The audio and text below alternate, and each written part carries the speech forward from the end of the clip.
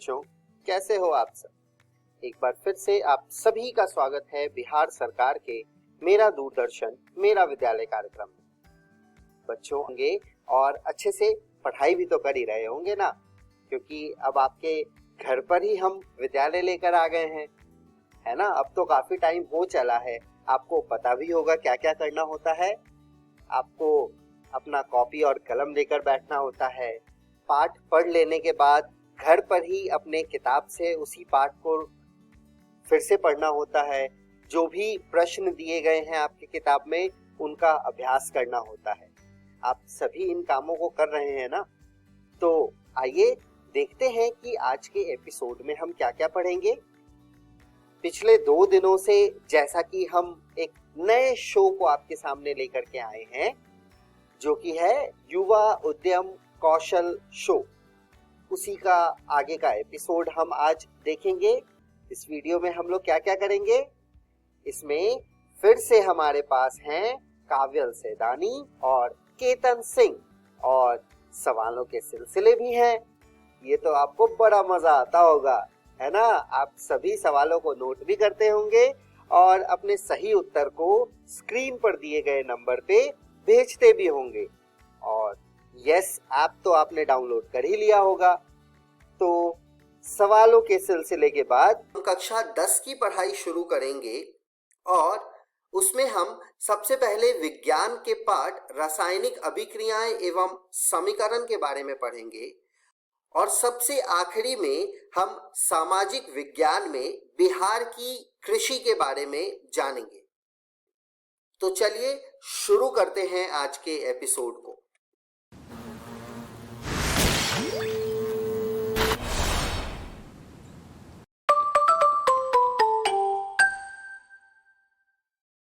तो नमस्कार, मैं हूं काव्यल सेदानी और मैं हूं केतन सिंह। नमस्कार। और आपका स्वागत है हमारे फंटास्टिक शो में, जिसका नाम है द युवा उद्यमी कौशल शो, जहां पे हम आपको बड़े ही मजे और मस्ती के साथ मिलवाते हैं कुछ ऐसे आइडियाज से, कुछ ऐसे कॉन्सेप्ट से, कुछ ऐसे लोगों से जो आपको इस लेवल से इस लेवल तक लेके जाने में मदद करते हैं।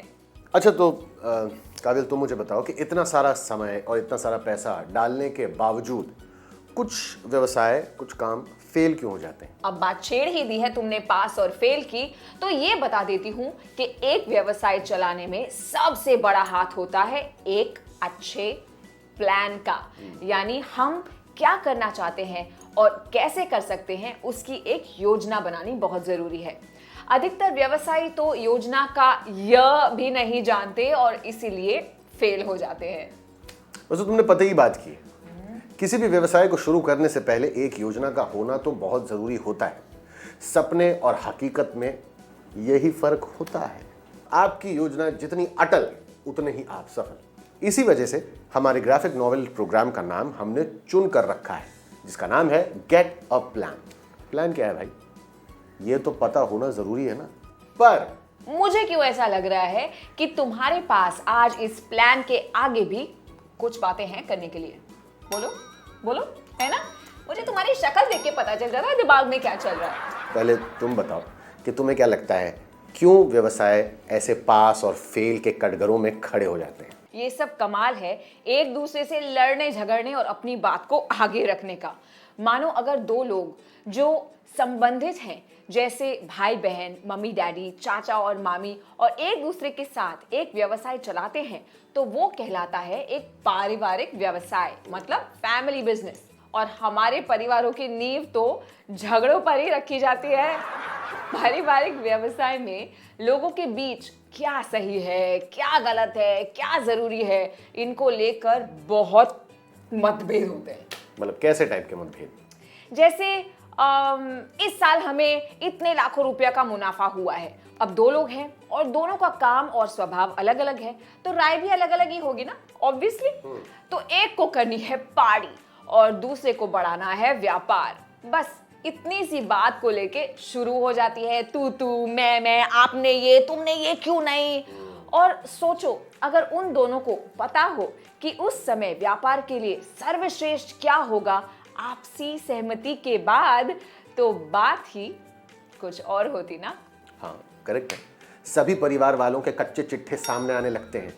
सब परिवार वाले जब एक साथ काम करते हैं तो उसमें से कोई ना कोई एक निकल के आके बोलता है, ए तुम तो बड़े लालची हो, तो मुझे बिल्कुल पता था, तुम करते क्या हो, कुछ काम धंधा करते नहीं हो, दिन भर बैठिए थे बस छोले भटूरे खाने और उसके बाद दिन भर यहाँ वहाँ पर्यावरण को प्रदूषित करना है पौ पौ करके। सिर्फ इन ड्रामों से बचने के लिए सही होगा कि लोग अपने अपने काम को बांट ले। इसके अलावा जरूरी होता है एक मिशन स्टेटमेंट, यानी वो एक लक्ष्य या फिर सोच जिसकी बुनियाद पर आपका व्यवसाय खड़ा है। अब चाहे आंधी आए या तूफान, आपको पता होना चाहिए कि बुरे समय आने पर आपके व्यवसाय को कैसे बचाना है। क्योंकि गलतियों का कोई मौसम नहीं होता और बेवक्त मुश्किलें किसी भी रूप में आपसे मिलने आ सकती हैं। और कैसे हो, मैं मुश्किल चाय पिलाओगे? हाँ, लेकिन तुम किस मुश्किलों की बात कर रहे हो? मतलब कमी नहीं है मुश्किलों की किसी भी व्यवसाय में।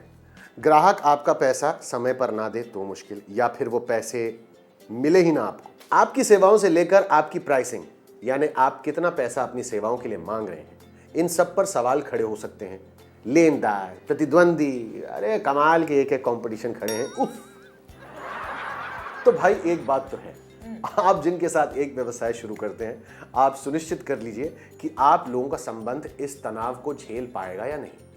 आप में जो कमी है वो आपका भागीदार पूरा कर पाएगा या नहीं। तो इससे और अच्छी बात नहीं हो सकती है।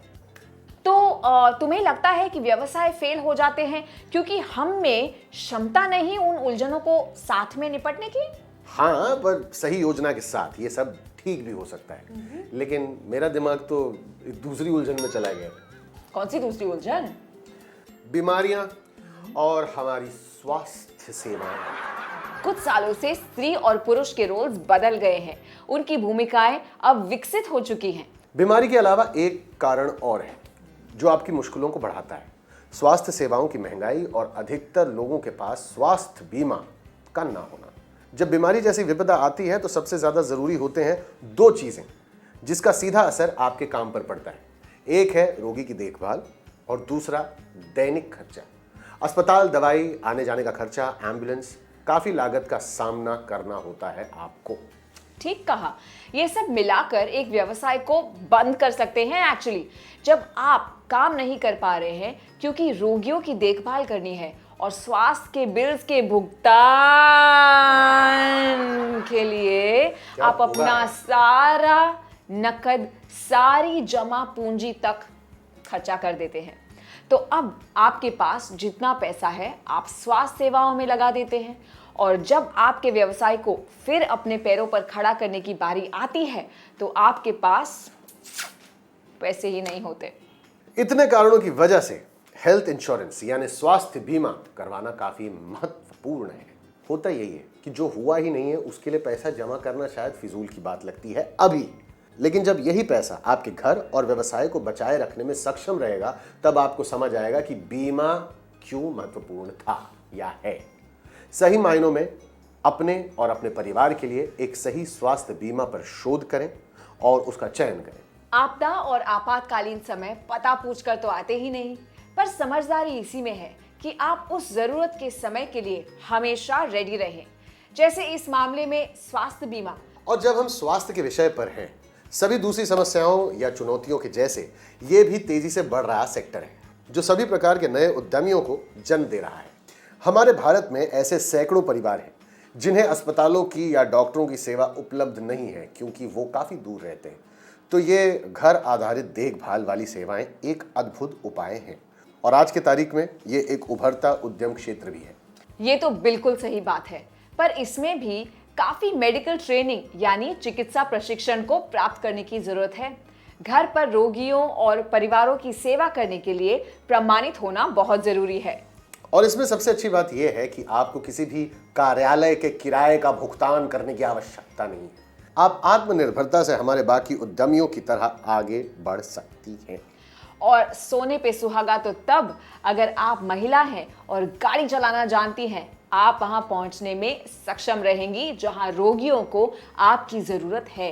बिना किसी रोक टोक या अधीनता के आप दूर दूर तक के गांवों में लोगों की मदद करने पहुंच सकती हैं।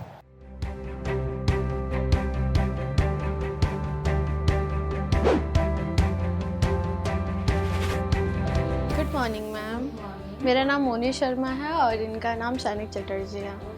आज हम लोग यहाँ पे देखने आए हुए हैं कि आप लोग कैसे पेशेंट को केयर करती हैं, तो आप थोड़ा इसके बारे में हम लोग को बताइए। जो अभी स्ट्रेचर पे हैं उनको काला बुखार हुआ है।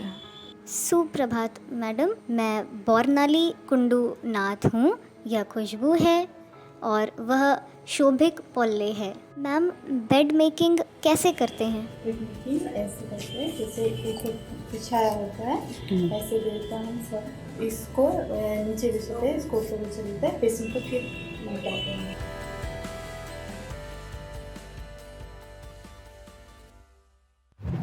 हाँ, करेक्ट है। स्वास्थ्य देखभाल उद्यम में हेल्थ केयर ट्रेनिंग सर्टिफिकेशन से लेकर हमने आज तक जितनी भी उद्यमशीलता कुशलताओं के बारे में जानकारी दी है, जैसे विश्वसनीयता, समय का पक्का होना, प्रभावी ढंग से बात करना, गुणवत्ता नियंत्रण पर ध्यान देना, लोगों के साथ मिलकर काम करना, गाड़ी चलाना, ये सब भी कुशलताओं की आवश्यकता है एक परिपूर्ण स्वास्थ्य देखभाल उद्यम को चलाने के लिए। और क्योंकि ये एक इतना विशाल क्षेत्र है जिसमें हर दिन नए अवसरों की उपज होती रहती है, हम आपको स्वास्थ्य देखभाल की विभिन्न नौकरियों और उद्यमों के बारे में ग्राफिक नॉवेल यानी उपन्यास दिखाएंगे। इसमें से पहली उपन्यास की कहानी बिहार में हमारी हीरो सबा की है, जो एक प्राथमिक नर्स का काम करती हैं। चलिए देखते हैं सबा की जिंदगी में क्या हुआ। मैं फ्यूचर में क्या करूंगी? इसका जवाब मुझे एक अचानक हुए इंसिडेंट से मिला। एक दिन अचानक, हे भगवान, ये क्या? इस स्कूल बस का बहुत बुरा एक्सीडेंट हुआ है। चलो इन्हें प्राइमरी हेल्थ केयर सेंटर ले जाते हैं। ओह, हमारे पास इतने पेशेंट्स के लिए ना तो डॉक्टर्स हैं, ना बेड्स हैं और ना ही मेडिकल इक्विपमेंट्स हैं, और सबसे जरूरी ना ही लोग। हम सब आपकी मदद करेंगे। तुम और जनार्दन और रिजवान बेड लगाएंगे। शाइस्ता, तुम मेरे साथ आओगी। वहाँ सबा, तुम में एक अच्छे लीडर की सब क्वालिटीज है। इसे हॉस्पिटल ले जाना होगा, पर बारिश के कारण रास्ते बंद है। आइडिया, डॉक्टर शिवानी से वीडियो कॉल पर इसका इलाज पूछते हैं। उफ, इस लाइट को भी अभी जाना था। अब और नहीं रुक सकते हैं, इसे हॉस्पिटल लेकर जाना ही होगा। पर एम्बुलेंस कहाँ है? ये रही। जब आती हो जुगाड़ तो प्रॉब्लम्स नहीं सकती कुछ बिगाड़। आज आप लोगों की सूझबूझ ने चिंटू को बचा लिया।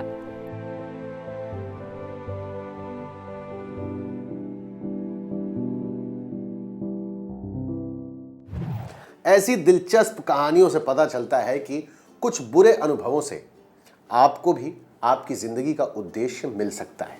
हालांकि आम इंसान यही सोचता है कि अच्छे अनुभवों के साथ ही कुछ नए की शुरुआत या हमें कुछ नया करने की प्रेरणा मिल सकती है। पर मुझे लगता है कि जो बुरे अनुभव होते हैं ना, कुछ चीजें जो फेल हो जाती हैं, वो हमें फिर उठकर चलने की और वही गलतियां नहीं दोहराने की समझ देती हैं। एक इंग्लिश में कहावत है, your last mistake is your best teacher. तो चलो हो जाओ शुरू, चल पड़ो अपनी उद्यमशीलता के साहसिक सफर पर। बस कुछ बातें याद रखना, स्वास्थ्य देखभाल, आत्म देखभाल और सभी अन्य प्रकार की देखभाल काफी महत्व रखती है। सही खाना, स्वस्थ रहना, दौड़ना, खेलना कूदना, प्लास्टिक नहीं जलाना और हो सके तो प्लास्टिक का उपयोग कम कर देना, ये सभी देखभाल का हिस्सा ही है। मुझे पता है कि आप सब युवा दर्शकों के तेज दिमाग में अन्य विचार चल रहे होंगे, तो वेरी गुड, बहुत अच्छी बात है, चलने चाहिए।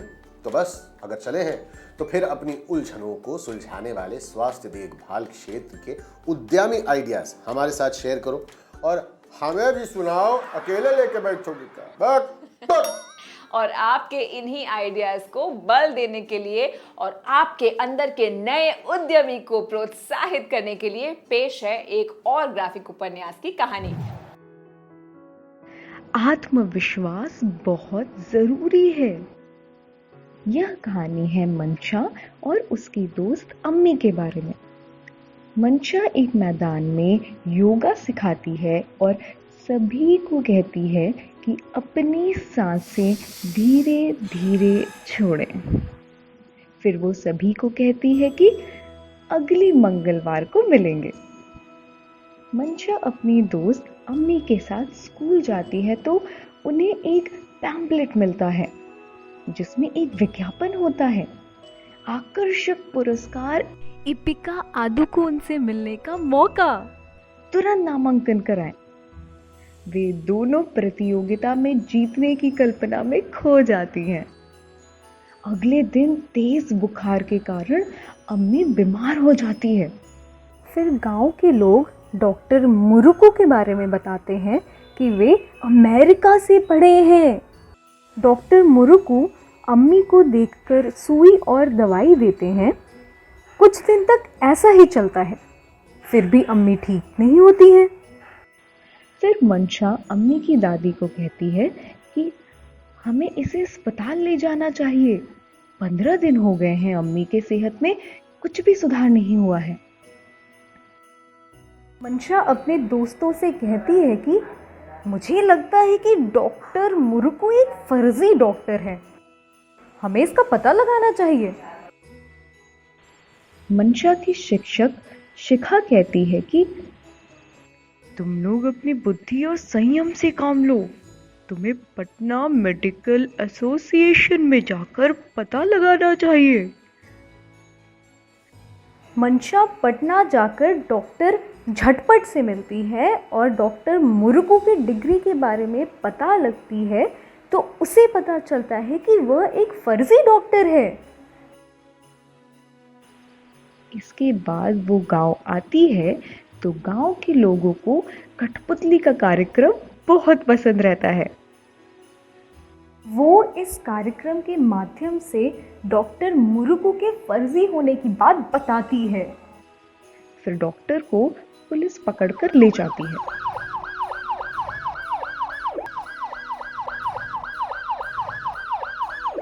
मंशा पढ़ना चाहती है लेकिन पापा उसकी शादी कराना चाहते हैं।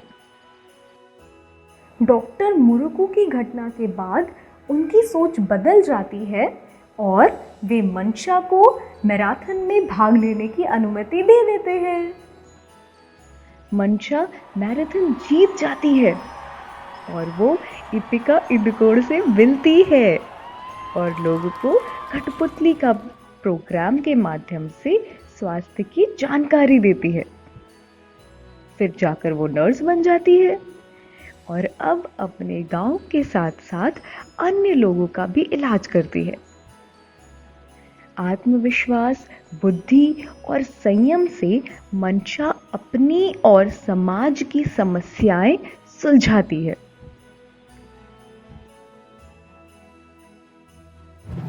क्या बात है! एक और रोमांच जो स्वास्थ्य उद्यमों के सभी पहलुओं पर नजर डालता है और उनका आज के युग में हर जगह पर उपलब्ध होने की गहरी आवश्यकता को दोहराता है। आप युवा हैं इस बढ़ते हुए भारत के, आप कुछ भी हासिल कर सकते हैं। बस आप अपने उद्यम योजना का मॉडल हमारे साथ एक वीडियो के द्वारा शेयर करिए। स्क्रीन पर दिए गए व्हाट्सएप नंबर पर हमें इंतजार रहेगा। और अगर कुछ और प्रेरणा चाहिए तो देखिए इस उद्यमी ने कैसे अपनी मोबाइल क्लिनिक के बिजनेस आइडिया को अंजाम दिया।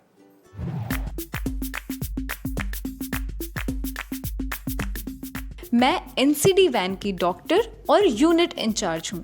मैं डॉक्टर रजिता हूँ और मैं एमबीबीएस डॉक्टर हूँ। एनसीडी का अर्थ है गैर संचारी रोग, नॉन कम्युनिकेबल डिजीज। हम लोग उस बीमारी की स्क्रीनिंग करते हैं जो फैलता नहीं है, उन लोगों के लिए जो गरीबी रेखा से नीचे हैं। हम स्क्रीनिंग करते हैं बीपी, शुगर, मोतियाबिंद और एनीमिया जैसी बीमारियों का। 1 साल पहले जब हमने स्क्रीनिंग करने की प्रक्रिया की शुरुआत की थी तो मेरे ख्याल से उस समय पर हमने सिर्फ 40 साल से ऊपर वाले लोगों की स्क्रीनिंग की थी। लेकिन जब हमने झुग्गियों में इस ट्रेंड को देखा तो वहाँ पर 30-31 सालों में ही लोगों को डायबिटीज, हाइपरटेंशन इत्यादि जैसी बीमारियां हैं। तब हमने उन सभी की स्क्रीनिंग शुरू कर दी जो 30 वर्ष से ऊपर के आयु के हैं। हमारे एनसीडी के लिए लिंग में भेदभाव नहीं किया जाता है। आदमी हो या औरत, दोनों के बराबर कष्टों को दूर किया जाता है एनसीडी के द्वारा। जब हम अपने गाड़ियों को रोड पर नहीं खड़ा कर पाते थे तब हम लोग स्कूल, चर्च और कम्युनिटी हॉल में स्क्रीनिंग करते हैं। लेकिन हमारा मकसद बस यही था कि हम लोग ज़्यादा से ज़्यादा लोगों की स्क्रीनिंग कर पाएँ ताकि हम उपचार की पहचान कर सकें और उनका अनुसरण कर सकें। हम चाहते हैं कि इस बीमारी का पूरे लूप से पास होकर निकल सकें। वाह, मैं सच में बहुत प्रेरित हूँ। इतने सारे लोग इतना अच्छा काम कर रहे हैं, आप भी उनमें से एक हो सकते हैं। क्या पता भविष्य में हम आपकी कहानी इसी शो पर दिखाएं। तो देर किस बात की है? यही है मौका अपनों के साथ पूरे भारतवर्ष की जनता की सहायता करने की। अपने स्वास्थ्य समस्याओं का हल करने वाले उद्यमी आइडियाज को भेजिए हमें, क्योंकि अच्छे स्वास्थ्य में है खुशियों का खजाना। तो आप योग्य शिक्षा प्राप्त करें और आवेदन भरें आज ही, ये जानने के लिए कि आप घर से एक प्रमाणित उद्यम कैसे चला सकते हैं। वक्त आ गया है हमारे दर्शकों के सवालों को सुनने का। हेलो DIY शो, मेरा नाम अभी है, मैं गया का रहने वाला हूँ और मुझे आपसे एक क्वेश्चन पूछना है। मेरा क्वेश्चन ये है कि एक एम्बुलेंस ड्राइवर बनने के लिए क्या करना पड़ता है? हाय DIY शो, मेरा नाम प्रतीक्षा और मैं गया से हूँ। मैं अभी 12th में हूँ। मुझे आपसे एक सवाल पूछनी है। क्या आप मुझे बता सकते हैं जो लोग डॉक्टर्स की पढ़ाई करते हैं उनमें से ऐसे कितने लोग हैं जो सक्सेसफुल डॉक्टर बन पाते हैं? मेरा क्वेश्चन ये है कि विकलांग बच्चे स्कूल क्यों नहीं जा पाते हैं? मुझे आपसे ये पूछना है कि ANM का काम क्या होता है और ANM की सैलरी कितनी होती है? हम ये कैसे जान पाएंगे कि ANM एक अच्छा करियर क्यों है? मेरा क्वेश्चन ये है कि मैं डॉक्टर बनना चाहता हूँ और डॉक्टर बनने के लिए क्या पढ़ाई करना है और ये पढ़ाई करने में कितना टाइम लगेगा? ड्राइवर बनने के लिए सबसे पहले आपके पास ड्राइविंग लाइसेंस होना चाहिए। चालक को भी पता होना चाहिए कि CPR कैसे करना है। ऐसा लगता है कि आप दोनों इस क्षेत्र में बहुत रुचि रखते हैं। क्यों ना अधिक जानकारी के लिए आप अपने स्थानीय चिकित्सा घर जाके वहां से शोध का संचालन करें। और अब बारी है हमें आपसे सवाल पूछना है और उस चीज को हम कहते हैं सवालों के सिलसिले। तो पहला सवाल, और ये मेरा फेवरेट वर्ड है, वो है अधिकतर। अधिकतर व्यवसाय क्यों असफल होते हैं? अधिकतर। अब मैं पूछूं प्लीज। आप असफल ना हो इसके लिए योजना कैसे बना सकते हैं? आपकी कंपनी में लोगों के लिए क्या भूमिकाएं हैं? एक मिशन स्टेटमेंट क्या होता है? स्वास्थ्य बीमा क्या होता है?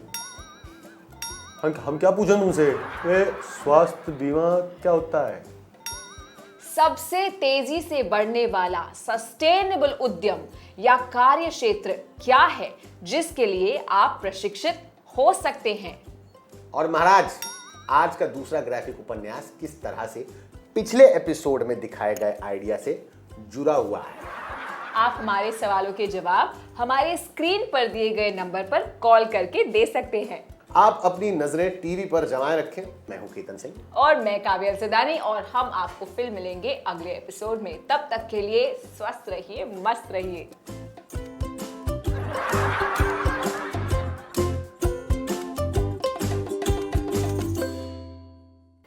हर टेंशन की दवा पता है क्या है? पता है क्या है?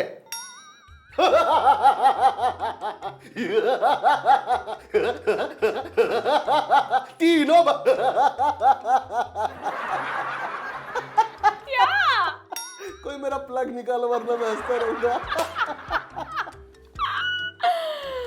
कहाँ है तुम्हारा प्लग? यहाँ पे तो लगा ही नहीं है, ग्राउंडिंग ही नहीं है कोई। खैर, ये तो कुछ भी नहीं था। दोनों हाथ ऊपर लो ऐसे, और उसके बाद 1 2 3 स्टार्ट। मुझे नहीं हंसी आ रही। अरे हरियाणा। बहुत मजा आया। हंसने का जो मजा है ना, वो अलग लेवल का है। ऐसा लग रहा है लिवर शिफ्ट होकर मेरे लंग्स पे आ गया है, लंग्स कहीं और है। और मतलब ऐसे हेल्दी फीलिंग आती है ना।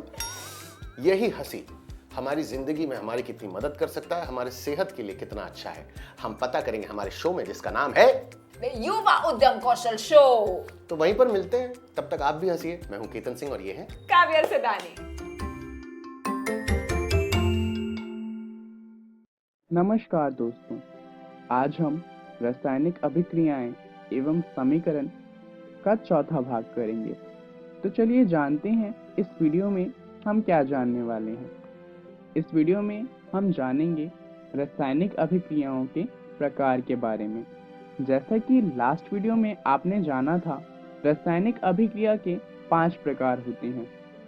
पहला प्रकार होता है संयोजन, दूसरा होता है वियोजन यानी कि अपघटन, तीसरा होता है विस्थापन, चौथा विस्थापन और पांचवा होता है अपचयन एवं उपचयन। चलिए शुरुआत करते हैं संयोजन अभिक्रिया को जानते हुए। जब 2 या 2 से अधिक पदार्थ, तत्व या यौगिक संयोग करके एकल उत्पाद का निर्माण करते हैं, ऐसी अभिक्रियाओं को संयोजन अभिक्रिया कहते हैं। जैसे कि उदाहरण आप देख सकते हैं कि 2 या 2 से अधिक अभिकारक जब मिलते हैं और उससे सिर्फ एक उत्पाद बनता है, तो ऐसी अभिक्रियाओं को कहा जाता है संयोजन अभिक्रिया। चलिए कुछ उदाहरण देख लेते हैं संयोजन अभिक्रिया के। सबसे पहला उदाहरण है कैल्शियम ऑक्साइड जब जल के साथ तीव्रता से अभिक्रिया करता है और बुझे हुए चूने में परिवर्तित हो जाता है, जिसे कैल्शियम हाइड्रोक्साइड भी कहते हैं। यहाँ आप देख सकते हैं कि यहाँ पे अभिकारक 2 हैं। पहला है कैल्शियम ऑक्साइड और दूसरा है जल। दोनों से मिलके सिर्फ एक उत्पाद बना है जो है कैल्शियम हाइड्रोक्साइड। चलिए कुछ और उदाहरण देख लेते हैं। पहला है जब कार्बन ऑक्सीजन के साथ अभिक्रिया करता है तो उससे हमें कार्बन डाइऑक्साइड गैस मिलती है। एक और उदाहरण देख लेते हैं जब हाइड्रोजन और ऑक्सीजन आपस में अभिक्रिया करते हैं तो इनसे हमें जल मिलता है। अब इन दोनों अभिक्रिया की बात करें तो दोनों ही अभिक्रिया में ऊष्मा मिलती है और ये ऊष्मा बहुत ज़्यादा होती है। सिर्फ इन दोनों में ही नहीं, लगभग जितनी भी संयोजन अभिक्रिया होती है उन सभी में ऊष्मा मिलती है। जिन अभिक्रियाओं में उत्पाद के निर्माण के साथ साथ ऊष्मा भी मिलती है उन्हें कहा जाता है ऊष्माक्षेपी रासायनिक अभिक्रियाएं।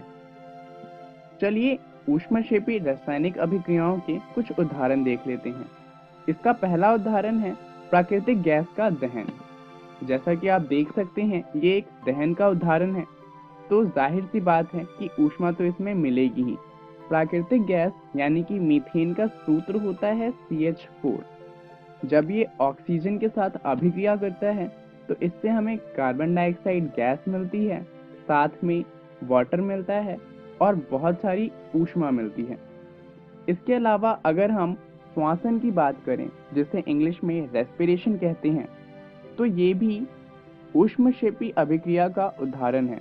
जैसा कि आप देख सकते हैं ग्लूकोज जब ऑक्सीजन के साथ अभिक्रिया करता है तो इससे हमें कार्बन डाइऑक्साइड गैस, जल और ATP मिलता है, ऊष्मा मिलती है। चलिए अब बात करते हैं ऊष्मशोषी अभिक्रियाओं के बारे में। ये ऊष्मक्षेपी अभिक्रियाओं का बिल्कुल विपरीत होती हैं। ऊष्मशोषी अभिक्रियाएं ऐसी अभिक्रियाएं होती हैं जिनमें ऊर्जा की जरूरत होती है अभिक्रिया के होने के लिए। ये ऊष्मीय ऊर्जा का शोषण करती हैं।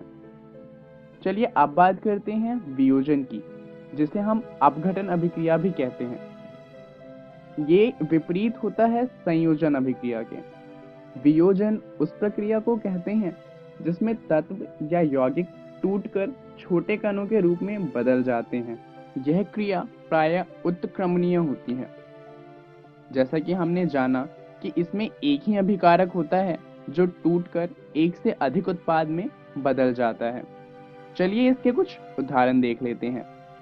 ऊष्मा देने पर कैल्शियम कार्बोनेट का कैल्शियम ऑक्साइड तथा कार्बन डाइऑक्साइड में वियोजित होना वियोजन अभिक्रिया का उदाहरण है। जैसा कि आप देख सकते हैं यहाँ पर एक ही अभिकारक है कैल्शियम कार्बोनेट, जिसे जब हमने ऊष्मा प्रदान की तो वो टूट गया कैल्शियम ऑक्साइड और कार्बन डाइऑक्साइड में। ऊष्मा के द्वारा की गई वियोजन अभिक्रियाओं को ऊष्मीय वियोजन कहते हैं। इसके उदाहरण देख लेते हैं। लेड नाइट्रेट को जब ऊष्मा प्रदान की तो वो लेड ऑक्साइड, नाइट्रोजन ऑक्साइड और ऑक्सीजन गैस में टूट जाता है। ये एक ऊष्मीय वियोजन का उदाहरण है। चलिए अब बात करते हैं विस्थापन अभिक्रिया की। अभिक्रिया जिसमें एक तत्व दूसरे तत्व को उसके यौगिक से विस्थापित कर देता है, विस्थापन अभिक्रिया कहलाता है। इसका मतलब क्या हुआ? मान लीजिए कि एक तत्व था A और एक यौगिक था B, C। अब अभिक्रिया के बाद क्या होगा कि जो तत्व A है वो BC में से B को उसके यौगिक से अलग कर देगा और खुद C के साथ अपना यौगिक बना लेगा। अब यहाँ पर A B को उसके यौगिक से अलग कर सकता है या नहीं कर सकता, ये इस बात पे निर्भर करता है कि A की अभिक्रियाशीलता कितनी है। एक विस्थापन अभिक्रिया में केवल अधिक अभिक्रियाशीलता वाले तत्व ही कम अभिक्रियाशीलता वाले तत्वों को प्रतिस्थापित कर सकते हैं। आपको 9वीं कक्षा का रिएक्टिविटी सीरीज तो याद ही होगा। यहाँ पर इसी रिएक्टिविटी सीरीज का इस्तेमाल किया जाता है पता लगाने के लिए कि विस्थापन अभिक्रिया होगी या नहीं होगी। चलिए विस्थापन का एक उदाहरण देख लेते हैं। जिंक कॉपर की अपेक्षा अधिक अभिक्रियाशील है, ये तो आप जानते ही हैं। तो जब जिंक कॉपर सल्फेट के साथ अभिक्रिया करता है तो कॉपर को सल्फेट से अलग कर देता है और खुद जिंक सल्फेट बनाता है। यहाँ पर आप देख सकते हैं कि जिंक ने कॉपर को सल्फेट से अलग कर दिया है। चलिए अब बात करते हैं द्विस्थापन अभिक्रिया की। वे अभिक्रियाएं जिनमें अभिकारकों के बीच आयनों का आदान प्रदान होता है उन्हें द्विस्थापन अभिक्रिया कहते हैं। जैसा कि आप देख सकते हैं यहाँ पे पहला यौगिक है AB और दूसरा यौगिक है CD। अभिक्रिया के बाद जो दो नए यौगिक बने वो हैं CB और AD। ये द्विस्थापन अभिक्रिया का उदाहरण है। चलिए अब बात करते हैं उपचयन की। अभिक्रिया के समय जब पदार्थ में ऑक्सीजन की वृद्धि होती है तो कहा जाता है कि उसका उपचयन हुआ है। इलेक्ट्रॉन की हानि भी उपचयन कहलाती है। चलिए उपचयन का एक उदाहरण देख लेते हैं। कॉपर चूर्ण की सतह पर कॉपर ऑक्साइड की काली परत का चढ़ जाना उपचयन का एक उदाहरण है। यहाँ पर कॉपर ऑक्साइड कॉपर में ऑक्सीजन के योग से बना है। जैसा कि आप देख सकते हैं कॉपर जब ऑक्सीजन के साथ अभिक्रिया करता है तो कॉपर ऑक्साइड में परिवर्तित हो जाता है। चलिए अब अपचयन की बात करते हैं। ये उपचयन का उल्टा होता है। जब अभिक्रिया में किसी पदार्थ में ऑक्सीजन का ह्रास होता है तो कहा जाता है कि उसका अपचयन हुआ है और इलेक्ट्रॉन की वृद्धि भी कहलाती है कि अपचयन हुआ है। चलिए अपचयन का एक उदाहरण देख लेते हैं। जब गर्म कॉपर ऑक्साइड के ऊपर हाइड्रोजन गैस प्रवाहित की जाती है तो वो काले रंग के कॉपर से भूरे रंग के कॉपर में परिवर्तित हो जाता है। ये अपचयन का एक उदाहरण है। तो चलिए जानते हैं कि इस वीडियो में हमने क्या क्या सीखा। हमने रासायनिक अभिक्रियाओं के प्रकार के बारे में जाना। चलिए देखते हैं कि अगली वीडियो में हम क्या जानने वाले हैं। इसके बाद जो वीडियो आएगी उसमें हम रेडॉक्स अभिक्रिया के बारे में जानेंगे। धन्यवाद।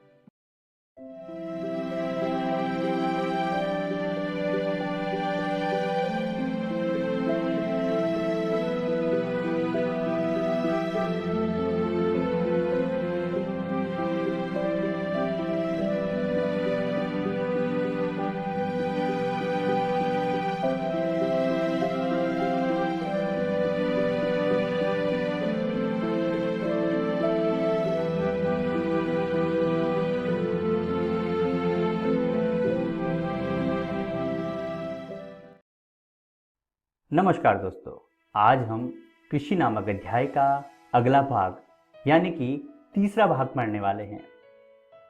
इस अध्याय के पिछले भाग में हमने कृषि के प्रकारों के बारे में चर्चा की। इसके बाद रबी की फसल, खरीफ की फसल और जायद की फसल के बारे में भी अध्ययन किया। उसी कड़ी को आगे बढ़ाते हुए आज हम भारत की मुख्य फसलों में चावल और गेहूं की चर्चा करेंगे। उसके बाद मोटे अनाजों पर भी एक नज़र डालेंगे। तो चलिए शुरू करते हैं आज का अध्याय। दोस्तों, भारत में अनेकों प्रकार की कृषि की जाती है। भारत की जनसंख्या का एक बहुत बड़ा भाग कृषि पर निर्भर है। भारत में कृषि की विविधता को प्रभावित करने वाले प्रमुख कारक हैं वर्षा की मात्रा, मिट्टी के प्रकार और कृषि की विभिन्न पद्धतियाँ। इनके फलस्वरूप भारत में अनेकों फसलें उगाई जाती हैं। तो चलिए भारत की उन फसलों के बारे में चर्चा करते हैं। सबसे पहले बात करते हैं चावल की। दोस्तों, चावल हमारे देश की मुख्य खाद्यान्न फसल है जिस पर अधिकांश जनसंख्या निर्भर करती है। विश्व का लगभग 22% चावल क्षेत्र भारत में है। चावल उत्पादन में भारत का विश्व में दूसरा स्थान है। दोस्तों, चावल की उपज के लिए अधिक तापमान की आवश्यकता होती है। इसके लिए कम से कम 24 डिग्री सेंटीग्रेड तापमान की आवश्यकता होती है। बोते समय 21 डिग्री सेल्सियस, बढ़ते समय 24 डिग्री सेल्सियस तथा पकते समय कम से कम 27 डिग्री सेल्सियस तापमान की आवश्यकता होती है। साथ ही इसकी फसल के लिए 125 सेंटीमीटर से 200 सेंटीमीटर वर्षा की आवश्यकता होती है। यदि इससे कम वर्षा हो तो वहाँ पर सिंचाई की सहायता से फसल उगाई जाती है। चावल की खेती के लिए अत्यंत उपजाऊ जलोढ़ मिट्टी की आवश्यकता होती है। इसकी मिट्टी छिकायुक्त दोमट होनी चाहिए ताकि पौधे की जड़ अच्छी तरह विकसित हो सके।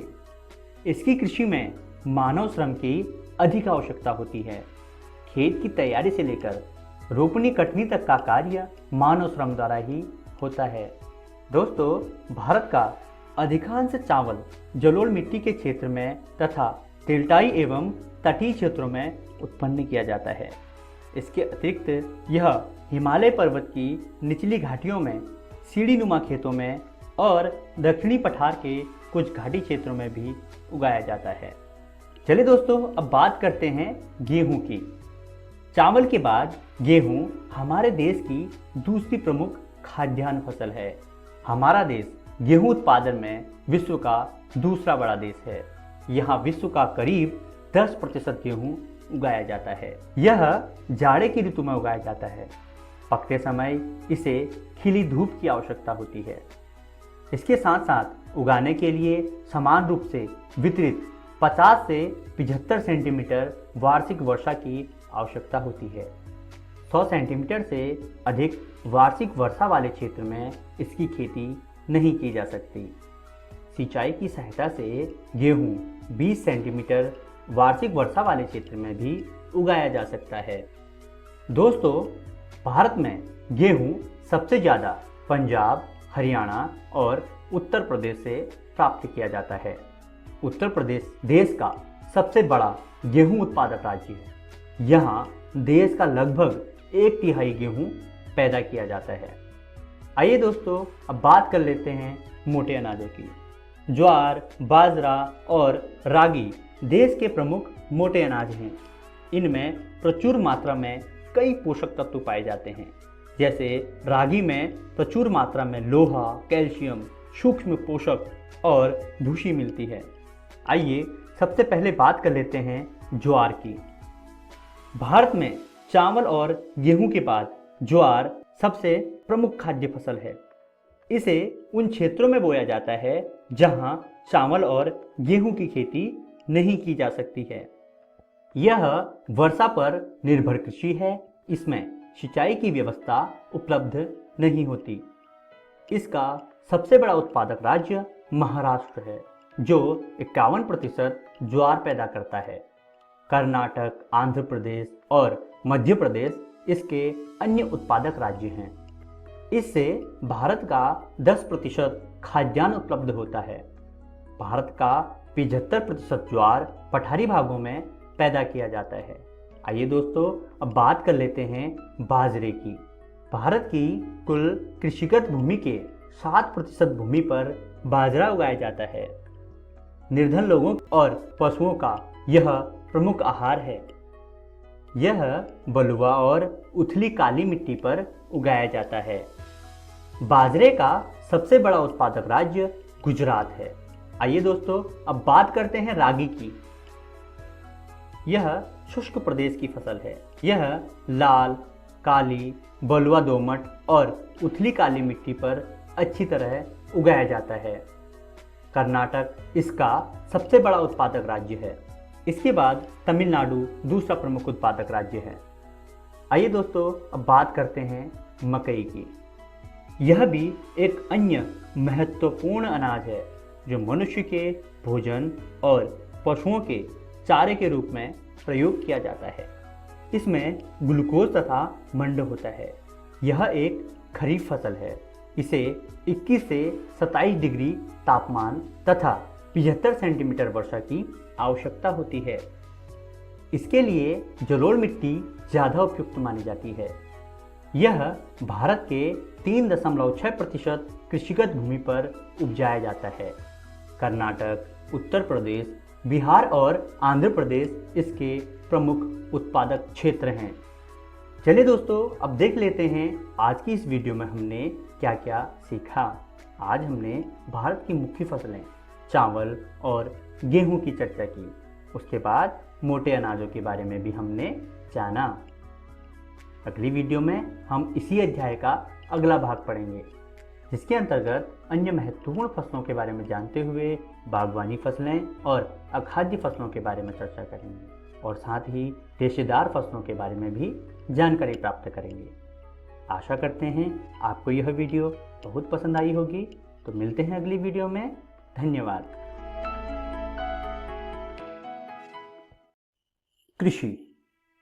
पहला प्रश्न है, चावल को पकते समय कितने तापमान की आवश्यकता है? 22 degree centigrade, 25 degree centigrade, 27 degree centigrade, 29 degree centigrade. गेहूं के उत्पादन में भारत का विश्व में कौन सा स्थान है? पहला, दूसरा, तीसरा, चौथा। भारत में ज्वार सबसे ज़्यादा किस राज्य में पैदा किया जाता है? बिहार, पंजाब, महाराष्ट्र, कर्नाटक। भारत में बाजरा कुल कृषिगत भूमि के कितने भाग में बोया जाता है? 10%, 9%, 8%, 7%। ग्लूकोज तथा मंड की प्रचुर मात्रा किस फसल में होती है? ज्वार, मकई, बाजरा, इनमें से कोई नहीं। इनके सही उत्तर हैं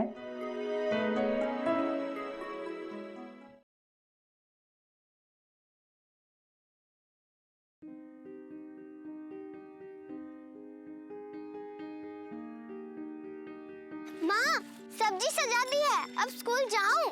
अरे अभी बोहनी का समय है, आज स्कूल नहीं भी जाएगी तो क्या हो जाएगा?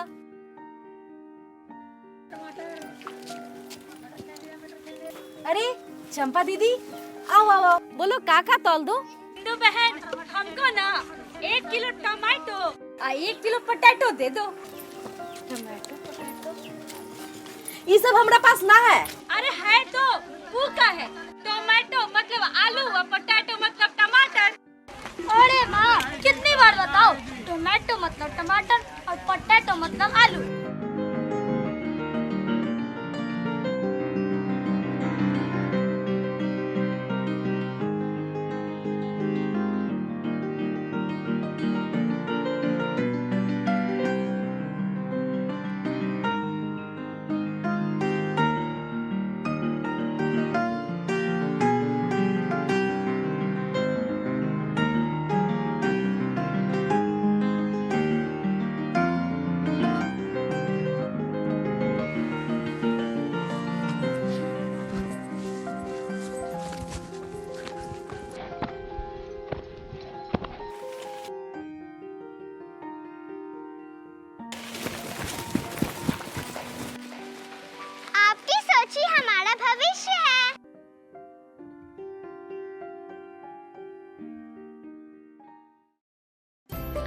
आइए हम मिलकर अपने बच्चों के भविष्य को एक नई उड़ान दें। आज हम पूछेंगे तो कल ये सीखेंगे।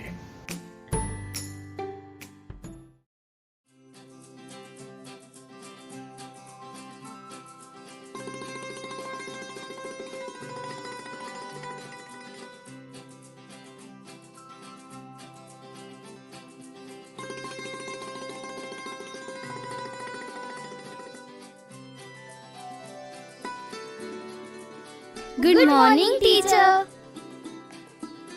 गुड मॉर्निंग बच्चों, आज हम कुछ नया सीखने वाले हैं। वाव, हम क्या नया सीखने वाले हैं टीचर?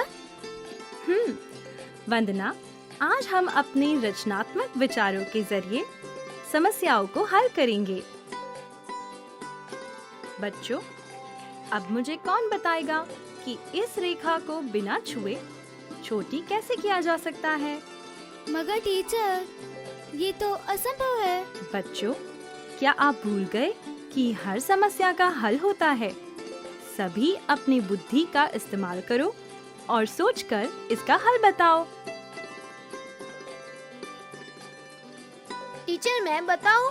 अरे वाह रवि, यहाँ आओ और इस रेखा को छोटी करके दिखाओ। बहुत अच्छा रवि। देखा बच्चों, अपनी बुद्धि का इस्तेमाल करके सभी मुश्किलें हल की जा सकती हैं। यह तो बस एक उदाहरण था, पर जब आप बड़े होंगे तब आपको ढेरों चुनौतियों का सामना करना पड़ेगा, जिन्हें आप अपने ज्ञान, बुद्धि और विचारों से हल कर पाएंगे। तो टीचर, हम अपने विचारों को दुनिया के सामने अभी कैसे ला सकते हैं? अच्छा सवाल है। यदि आपको अपने विचारों को आगे बढ़ाना है तो प्रतिष्ठित इंस्पायर अवार्ड्स मानक में जरूर भाग लेना चाहिए। इंस्पायर अवार्ड्स वो क्या है टीचर? इंस्पायर अवार्ड्स मानक एक राष्ट्रीय प्रतियोगिता है जिसका आयोजन विज्ञान और प्रौद्योगिकी विभाग, भारत सरकार और राष्ट्रीय नव प्रवर्तन प्रतिष्ठान भारत NIF द्वारा किया जाता है। यह अवार्ड्स बच्चों को जीवन सरल करने वाले उनके अभिनव विचारों और नव प्रवर्तनों को आगे बढ़ाने के लिए दिया जाता है। मैं आपको कुछ उदाहरणों से समझाती हूँ। महाराष्ट्र के रहने वाले नीरज पसपुले ने सभागार की कुर्सियों में एक संकेतक लगाने का विचार दिया, जिससे सभागार में प्रवेश करते ही व्यक्ति को खाली कुर्सी की पहचान संकेतक से हो जाए और वह अपने नजदीक की खाली कुर्सी का चयन कर सके। दमन और दीव के रहने वाले प्रेम, अंकुश और शिवानी ने सड़क के किनारे भरे हुए कूड़ेदान के बाहर बिखरे कूड़े को देखा। तब उन्होंने यह विचार दिया कि अगर इसमें ऐसा यंत्र लगा दिया जाए जो उसके भरने का संकेत कूड़ा उठाने वाली गाड़ी को दे दे, तो समय से कूड़ा उठाया जा सकेगा। हिमाचल प्रदेश के रहने वाली पार्वती ने ऊर्जा की बचत के लिए एक साथ 3 काम करने वाले चूल्हे को बनाने का सुझाव दिया, जिससे खाना पकाने, पीने का पानी गर्म करने के साथ साथ धुएं को साफ कर उसका उपयोग घर को गर्म रखने में हो सके। पश्चिम बंगाल के रहने वाले ऋषभ ने सार्वजनिक परिवहन में कम सामान के साथ यात्रा करने को बढ़ावा देने और लोगों को स्वस्थ रखने के लिए वजन के हिसाब से किराया लगाने का विचार दिया। उत्तर प्रदेश के रहने वाले सिकांतो ने देखा कि ज्यादातर सफाई कर्मी सफाई के बाद सड़क के किनारे कचरे का ढेर लगा देते हैं और बाद में इसे हाथ से डस्टबिन या कूड़ा गाड़ी में डालते हैं। उन्होंने इस समस्या के समाधान के लिए कचरा उठाने और भरने के लिए हाथ से संचालित होने वाली गाड़ी तैयार की है ना अच्छे विचार? पर टीचर, इसे बनाने में पैसे भी लगे होंगे। मैं तो अभी छोटा हूँ और मेरे पास पैसे भी नहीं है। चिंता मत करो ईशान, इस प्रतियोगिता में सबसे पहले अपने विचार ही भेजने होते हैं। मैं समझाती हूँ। इस प्रतियोगिता में कक्षा 6 से लेकर 10 तक यानी 10 से 15 साल के बच्चे भाग ले सकते हैं। वह अपने नए विचार विद्यालय के प्राध्यापक को जमा करा सकते हैं। प्रत्येक स्कूल के प्राचार्य आइडिया कंपटीशन के जरिए भी विद्यार्थियों के विचार इकट्ठा कर सकते हैं। फिर श्रेष्ठ 2 से 3 विचारों अथवा नव प्रवर्तनों का नामांकन प्राध्यापक द्वारा तय प्रारूप में इंस्पायर अवार्ड्स के वेब पोर्टल के जरिए किया जा सकता है। इसके बाद देश भर से सर्वश्रेष्ठ 1 लाख नए विचारों अथवा नव प्रवर्तनों को चुना जाएगा तथा प्रत्येक को 10,000 रुपए की पुरस्कार राशि दी जाएगी। ध्यान रखें बच्चों, आपको अपने मौलिक अनूठे और तकनीकी विचारों को ही सम्मिलित करना है। टीचर, आइडिया कंपटीशन क्या होता है? इस कंपटीशन में विद्यार्थी मौजूदा मशीनों, गैजेट में बेहतरी के लिए सुधार अथवा नई मशीन, गैजेट बनाने के मौलिक तकनीकी विचार जमा करा सकते हैं, जिससे दैनिक समस्याओं का समाधान किया जा सके। इसके बाद क्या होगा टीचर? चुने हुए विद्यार्थियों को अपने विचारों अथवा नव प्रवर्तनों के प्रोटोटाइप अथवा मॉडल तैयार कर जिला स्तर की प्रदर्शनी में भाग लेना होगा, जहां से राज्य स्तर के लिए 10,000 विचारों अथवा नव प्रवर्तनों का चयन किया जाएगा। राज्य स्तर की प्रदर्शनी से कुल 1,000 विचारों अथवा नव प्रवर्तनों का राष्ट्रीय स्तर की प्रदर्शनी के लिए चयन किया जाएगा। इस स्तर पर NIF देश के विभिन्न तकनीकी संस्थानों के सहयोग से विद्यार्थियों के प्रोटोटाइप अथवा मॉडल विकसित करने में मदद और सलाह उपलब्ध कराएगा। इन प्रोटोटाइप अथवा मॉडल को राष्ट्रीय स्तर की प्रदर्शनी में प्रदर्शित किया जाएगा।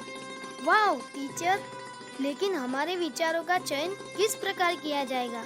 अनोखे विचारों का चयन उसकी नवीनता, व्यावहारिकता, सामाजिक उपयोगिता और पर्यावरण के अनुकूलता के आधार पर किया जाएगा।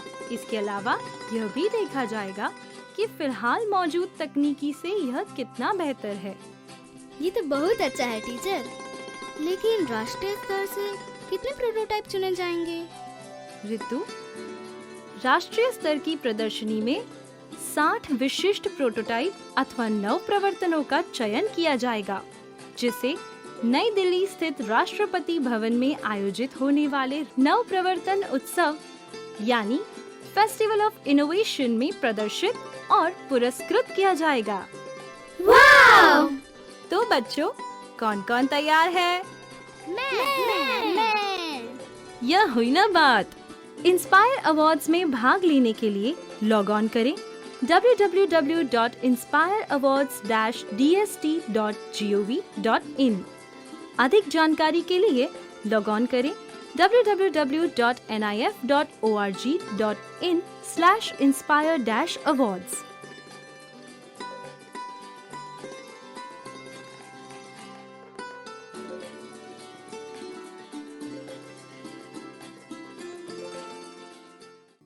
आशा करता हूं कि आज के एपिसोड में पढ़ाया गया पाठ आपको अच्छे से समझ आया होगा और आपने अपने सवालों को नोट भी किया होगा। तो आप अपने उस सवाल को उन्नयन ऐप पर पोस्ट कर सकते हैं और ग्लोबल एक्सपर्ट से अपने जवाब को पा सकते हैं।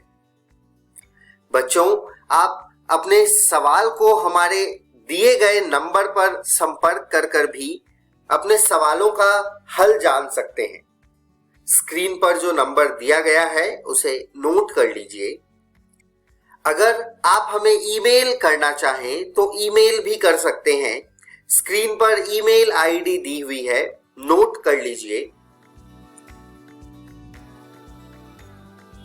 यह वीडियो BEPC के वेबसाइट पर भी उपलब्ध है, तो आप वेबसाइट नोट कर लीजिए www.bepcssa.in। इस वेबसाइट पर डिजिटल लर्निंग सेक्शन में जाकर भी आप इस वीडियो को देख सकते हैं। मिलते हैं बच्चों अगले एपिसोड में कुछ और रोचक कहानी और कुछ और पाठ के साथ। तब तक के लिए घर पर रहें, सुरक्षित रहें और पढ़ते रहें। बाय बाय बच्चों।